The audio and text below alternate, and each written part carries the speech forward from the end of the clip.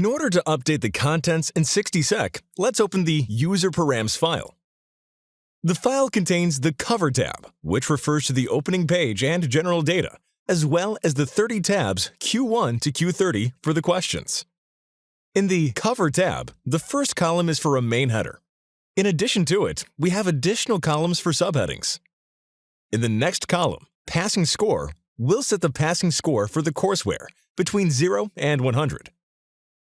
In the Shuffle column, we can decide whether we want the questions to appear in the order set on the Excel file or in a random order.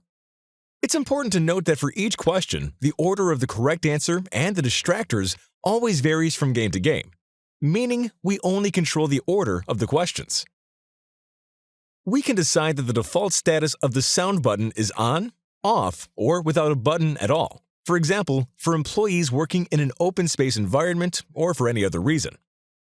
In order to increase the variance between learners' results and to add a twist, we've added the Combo feature. Has the learner answered 5 correct answers in a row? Combo. Has the learner answered 10 correct answers in a row? Double combo. Important to know, the score calculating formula was designed so that the bonuses don't affect the learner's rankings if they gave a different number of correct answers. For example, learner A had 10 correct answers and did not earn any bonus score. Learner B had 9 correct answers, but gained the maximum bonus score. Learner B will get a lower score than Learner A, who had more correct answers. Note that the learner can obtain an additional bonus score by answering all the questions before time runs out. The Number of Questions column presents the number of questions we filled in the current Excel file. Another cool feature is the PDF button. At the end of the game, we may want the learner to be able to open a PDF file containing the top 10 tips for his role, etc. The options are that the button won't be displayed, will always be displayed, or will only be displayed if the learner has received a passing grade. How do we update the PDF file? Very simple. We overwrite it with a new PDF file. It is essential that the new PDF file name will be print in capital letters. We can rename the button in the PDF button name column. In addition to the print file, we can also see the background directory, which contains the backgrounds of the game screens. Would you like to diversify the game for the learners? Maybe you'd like to brand each courseware according to its organizational unit. No problem. Just overwrite the images with JPEG files that include the design you've created. It's important to make sure that the new images are the same size as the existing images, 1080 by 1920. Be sure to keep the original file names, with the HEB extension for Hebrew and the EN extension for English.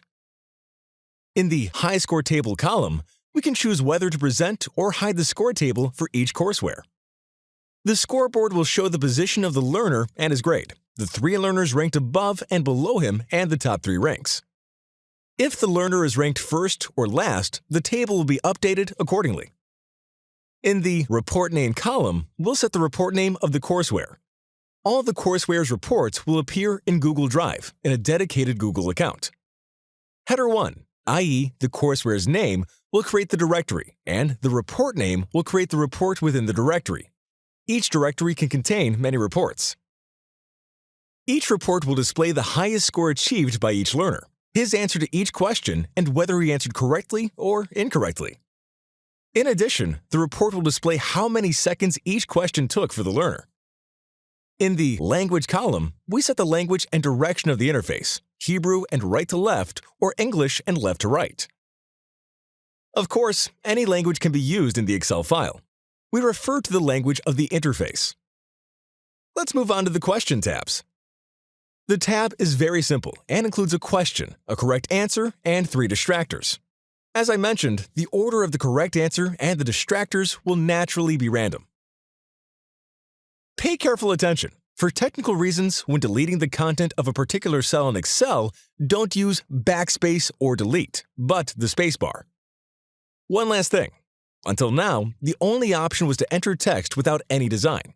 In the current version, we've overcome the challenge, and it is done as follows. We'll emphasize words by adding simple tags before and after them. For example, for bold, we'll write less than, B, greater than before the bold text, and less than / B greater than after it. For an underline, we'll write U instead of B. If instead of B, we'll use I, well, you can guess. For a line break, we'll write greater than, BR, less than, BR as break. That's all. Save and close. Good luck.